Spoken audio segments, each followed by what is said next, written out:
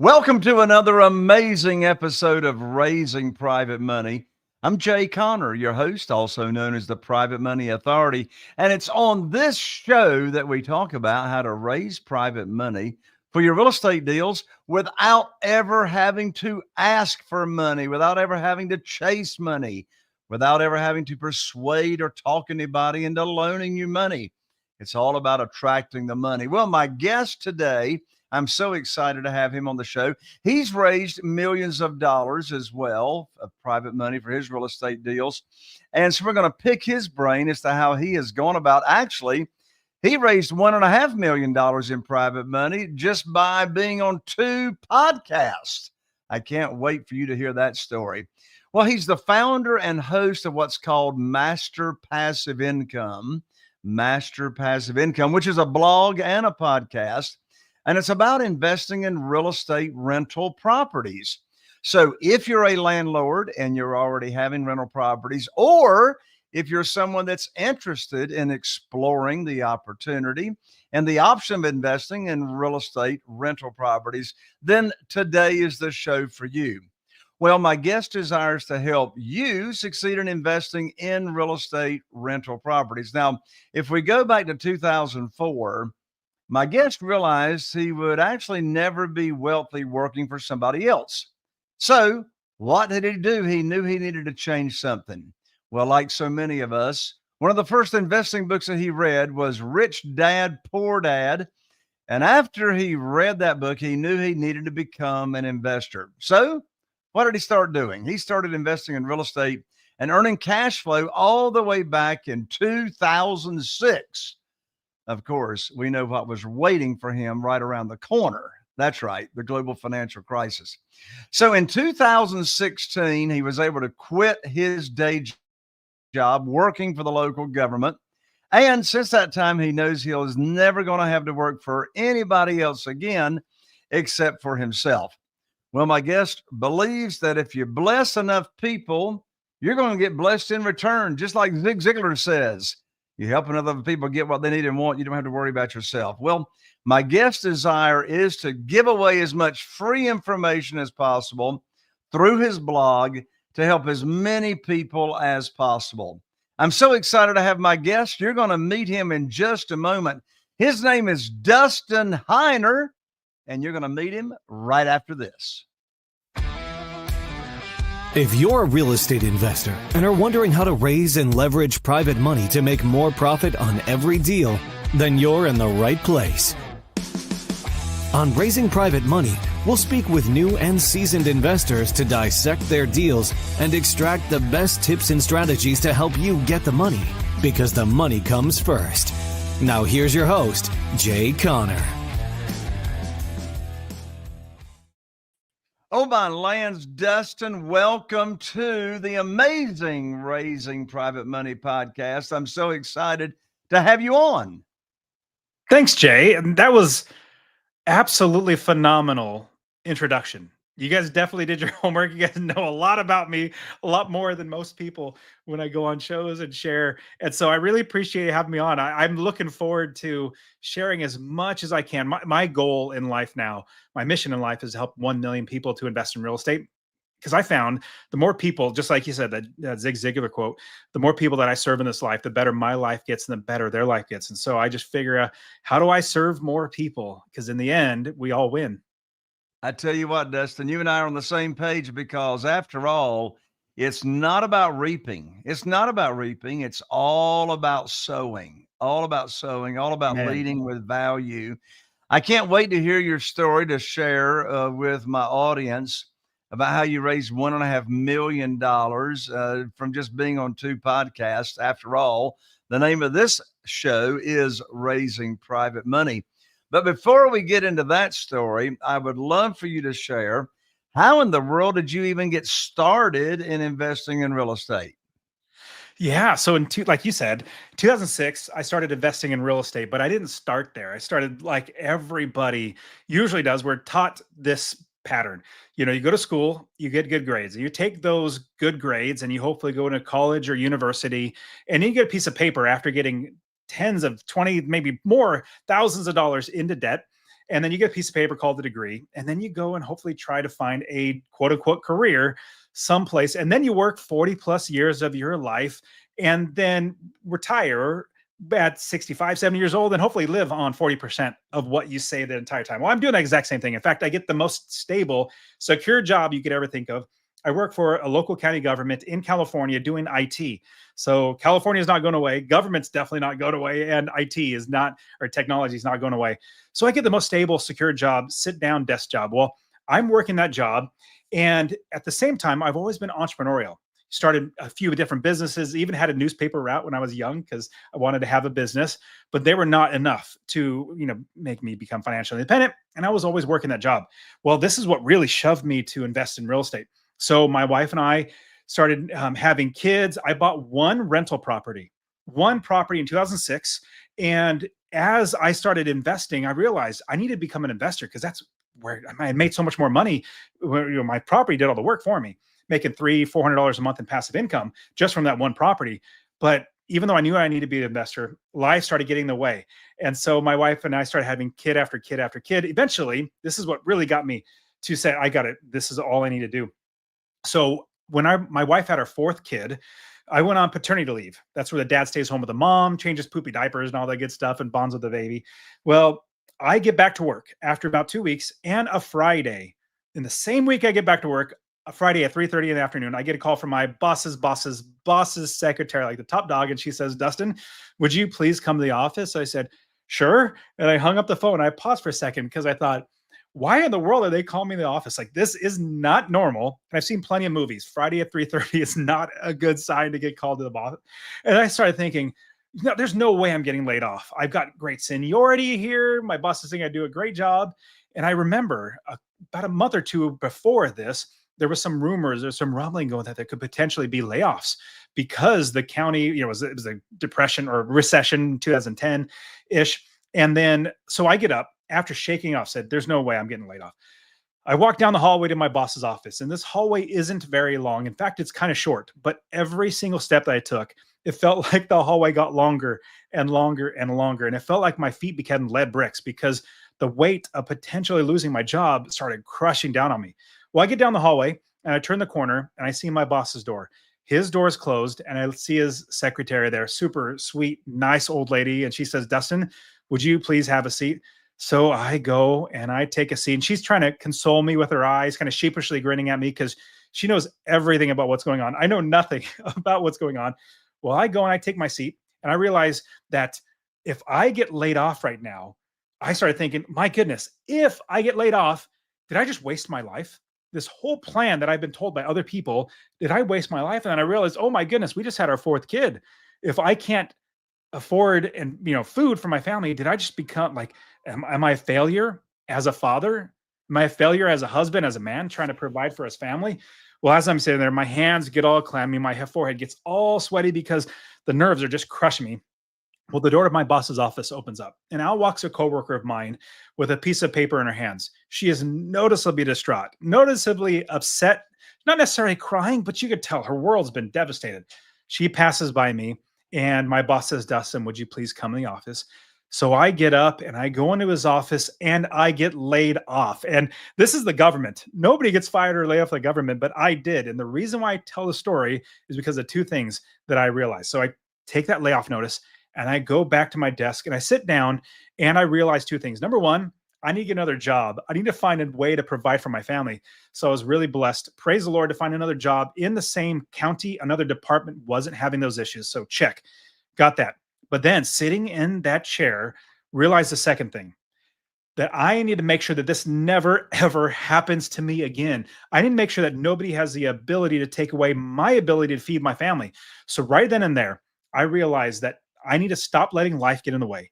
I need to become an investor. So right then and there, whenever I would get asked the question, everybody gets asked this question, what do you do? I would reply, my job. Well, I'm basically projecting out to the world that the value that I put on myself comes from my job. No, my value doesn't come from my job. My value comes from my God and from myself and from my family. So right then and there, I started telling every single person, I am an investor. Now, it may so happen that 100% of my money comes from my job. That's not my part-time job. I am a full-time investor. So fast forward the story. started buying property after property after property, each one making me 250, 350, 450 or more dollars in passive income. Eventually I had 30 plus properties. I realized, why am I working here? So last part of the story, went to my new boss, good boss, and all. I said, hey boss, I'm laying you off. Jokingly, we kind of laughed, and he said, Dustin, what are you going to do? I said, I don't have to do anything. I own real estate that makes me money without working. And the last part of the story, I would walk to and from my job to my car, parked about a mile and a half away. Did this walk 1,000 times. This last time, I felt like I was walking on clouds because I knew I would never, ever need a job again. And everybody listening to this, you need to realize that you are worth so much more than anybody could ever pay you. And this is how you'll know your boss is paying you just enough to keep you working without quitting, but not so much money that takes money out of their pocket. If they did pay you what you were worth, they would go broke. So what I suggest is you figure out how to make sure that the value that you put out into the world is 100% benefiting you. When I had all these rental properties coming in, I didn't need to work anymore, and I was blessed to be able to quit my job. So, Jay, I'll pause the story because you probably got plenty of questions. Oh, wow. That was a quick pause. Sorry. I'll give you a little more lead time on that one. There you go. Well, that's quite an inspiring story you've got going on there, Dustin. There's quite a few takeaways that I hear from your story. First of all, you're laid off from your day job, and you had a decision to make, and that was, were you going to go home and, put your tail in between your legs and go draw unemployment and feel sorry for yourself, or were you going to make a decision to keep moving forward and you found the other government job? But the other takeaway at the same time is that you learned a very, very valuable lesson. And that is what you've got going on right now today, where someone else is pulling the strings and making the decisions as far as how much money you're making and all that. You made the decision that, you know what, you can be in control of your destiny. You can decide what it is that you want to do, and where you don't have to rely on that, outside source. So I do know that one thing you've done is you've raised private money. After all, we're here on the show raising private money, but you've gone about it in a different kind of way. I've done right at 800 podcast episodes with my show here, and I don't recall anybody saying that they had raised $1.5 million in private funding just from being on 2 podcast shows. Do tell that story. Yeah. So I guess it'll be a little more clarifying on the 2 podcast episodes. So what it was, so I have my own podcast. Back in 2015, 2016, I quit my job and I wanted to serve more people. I wanted to help people. I wanted to teach people how to do this. In fact, I had friends and family members ask me how to invest in real estate. Like, how are you quitting your job? And I'm like, well, because I have real estate. They asked me, well, can you teach me? And I said, sure. So I started teaching all these people one-on-one, and it was fun. And I realized 2 things. I enjoyed it and I had free time. And so I decided, how can I help more people faster? So I started my podcast, the Master Passive Income Podcast. It's literally a solo show. Like 95% is all solo. Me just teaching how I'm doing this because I wanted to get more people to invest. In fact, my mission in life is to help 1 million people to invest in real estate, because when I help them succeed, then I succeed. So it's great. But this podcast that I had, just coaching people one-on-one, I had so many people reaching out to me after, I don't know, 5-6 years of doing a solo show. I've got thousands of coaching students now, coaching them how to invest in real estate, becoming financial independent, buying properties. Well, I had people also say, well, Dustin, can I invest in your deals? And I would always tell them no. I would say, no, I want to help you. That's what I want to do. My deals are my wife and myself. And so here's what happened. I had friends of mine, other real estate investors. I put on a real estate investor conference. We had 500 plus people there, and one of my speakers are friends of mine. And after one of the conference, I said, hey, Dustin, we have a property coming up. It's 355 units in right near Nashville, Tennessee. And we want you to be a general partner, do some asset management, but we need help raising capital. It's a $25 million purchase. We need to raise, I think it was like 10, 12 million. And I said, I've never done it before, but let's go ahead and try, because I know people have asked me because they want to invest in my deals. I've helped thousands of people to invest themselves in their own deals, but I had also lots of people that had lots of money that want to invest. So I put out 2 podcast episodes. I'm teaching how to invest in real estate. But in the beginning of the episode, I shared, hey guys, this is what I'm personally investing in.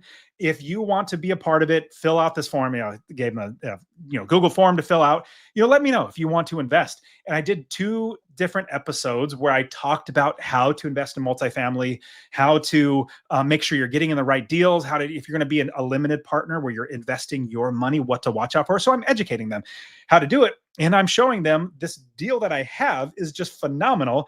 And if you want to invest with me, you can. So I put out 2 episodes. Now, here's a fun thing, Jay. So I actually have done this twice now, raising over $1.5 million twice now from 2 podcast episodes. So 2024, in May, we closed on our 355 unit apartment complex. I put out 2 episodes, but I had so many people wanting to invest with me because of all this work. And remember, when I told you that story, I told every single person after getting laid off that I'm an investor. So many people, everybody knows me. If you want to take anything away from how I raise this much money, it's because 2 things. Number 1, I help as many people as I can.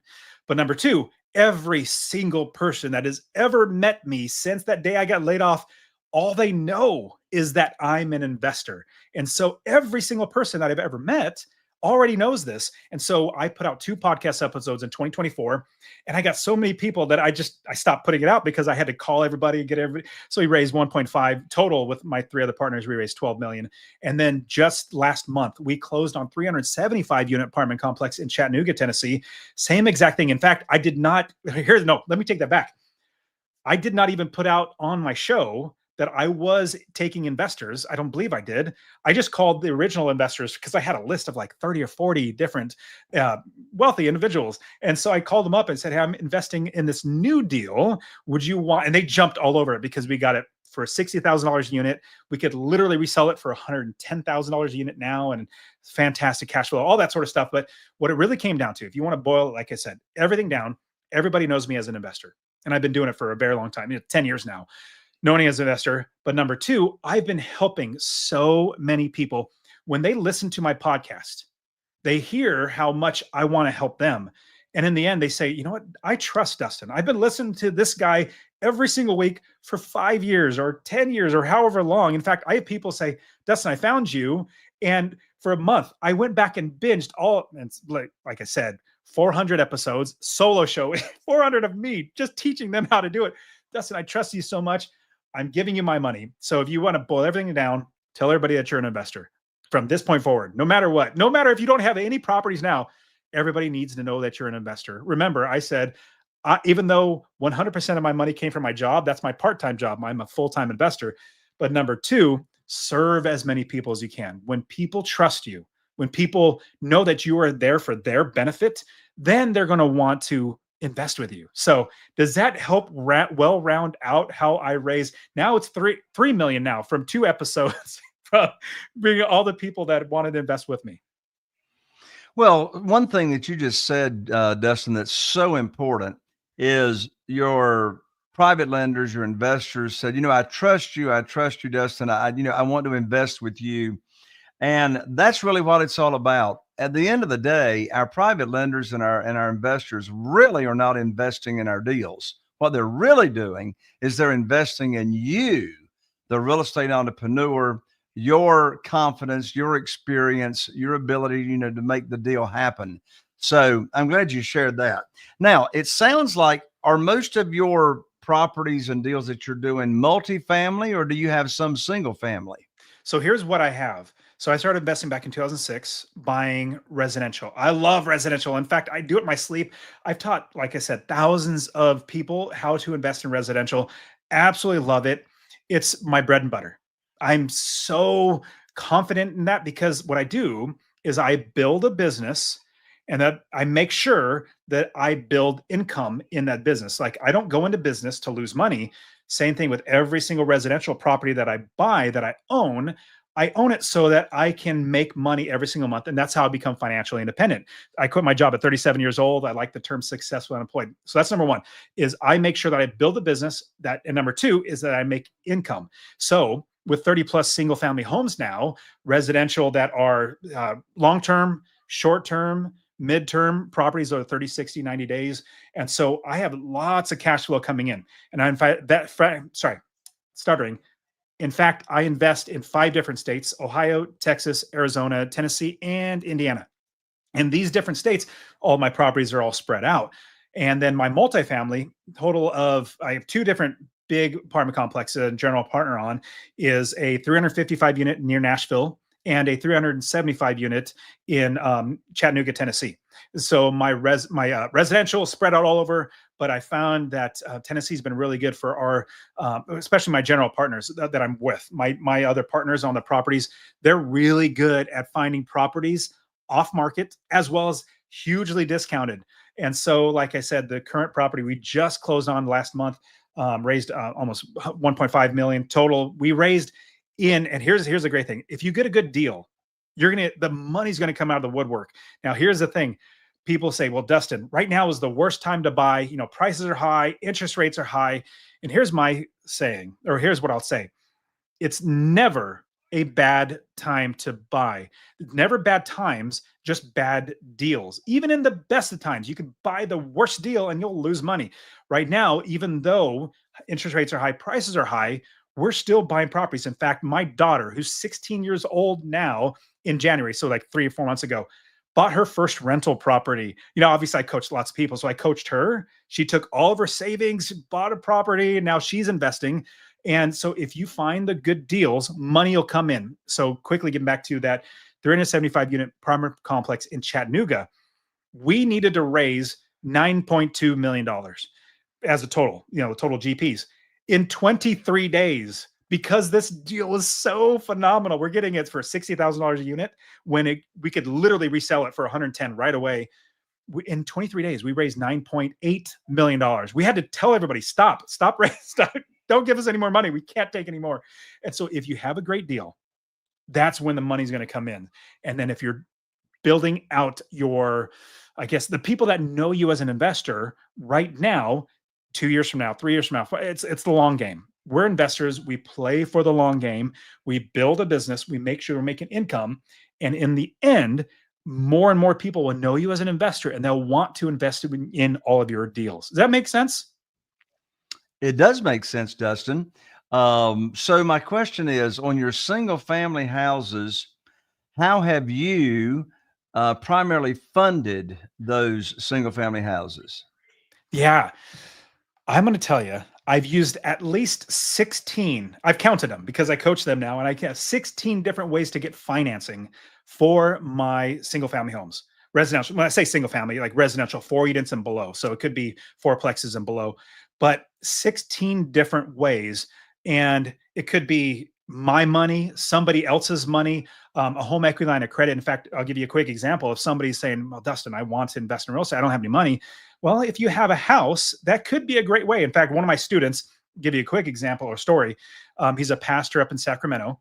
He doesn't have any money. Pastors don't make much money, but he bought a house in 2014-ish. He had equity. So I started coaching him, and we got a home equity line of credit on his home that he lived in, then took that money, bought a house in Georgia, Atlanta, Georgia, then refinanced it, pulled that cash back out to pay off his home equity line of credit, now has his home free and clear. But this is just one that's renting, making money every single month. But this is just one of, like I said, 16. It could be business line of credit, a DSCR loan, a debt service coverage ratio loan. That's where the property makes money, and it's not your primary, like your personal income that guarantees the loan. It's the property itself.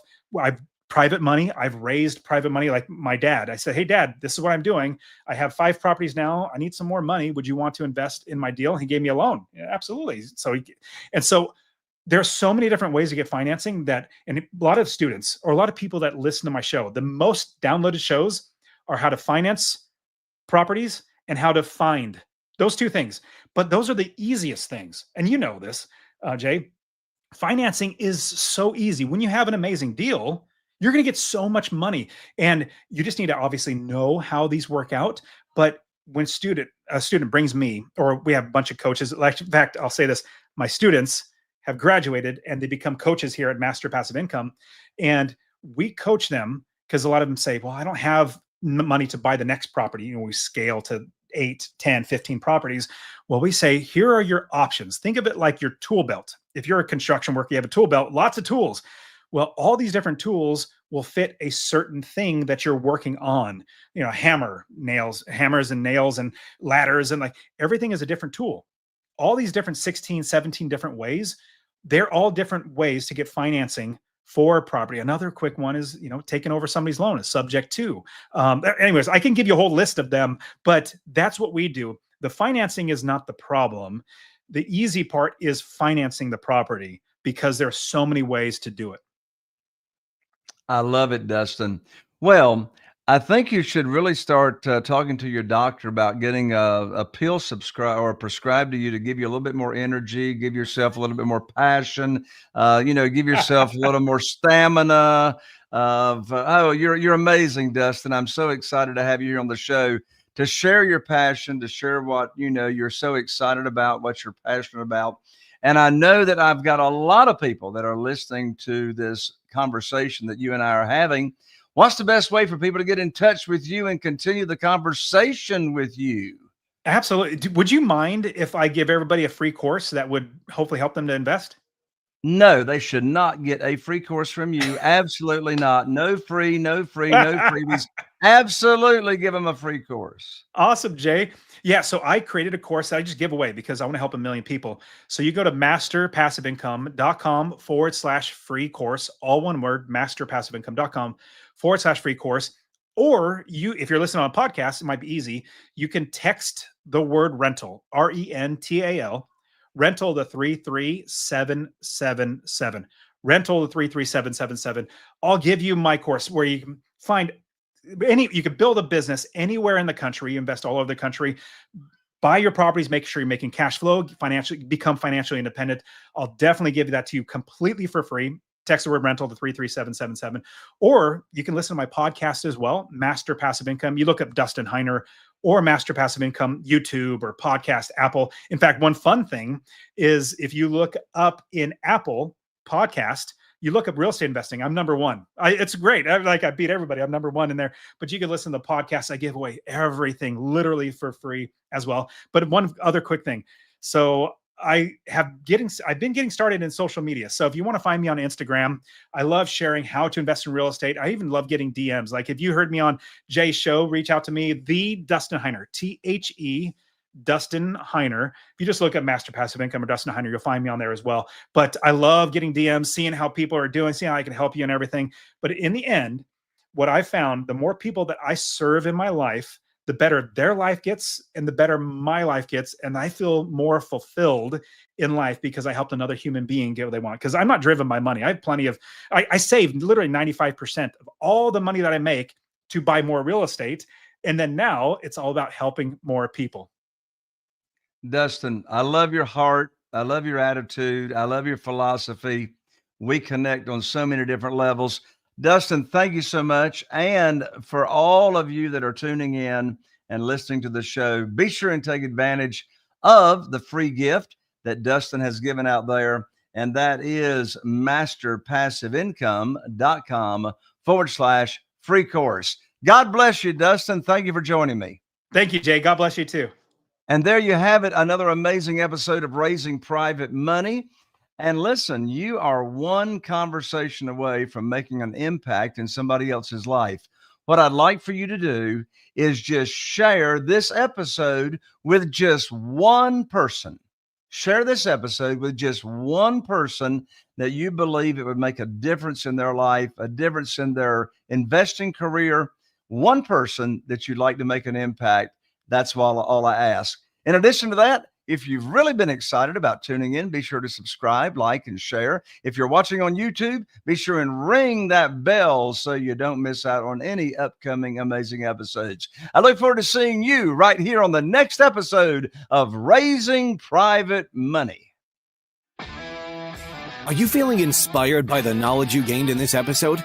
Then head over to jayconner.com/money guide That's JCONNER.com/money guide and download your free guide that shares 7 reasons why private money will skyrocket your real estate investing business right now. Again, that's jconnor.com/money guide to get your free guide.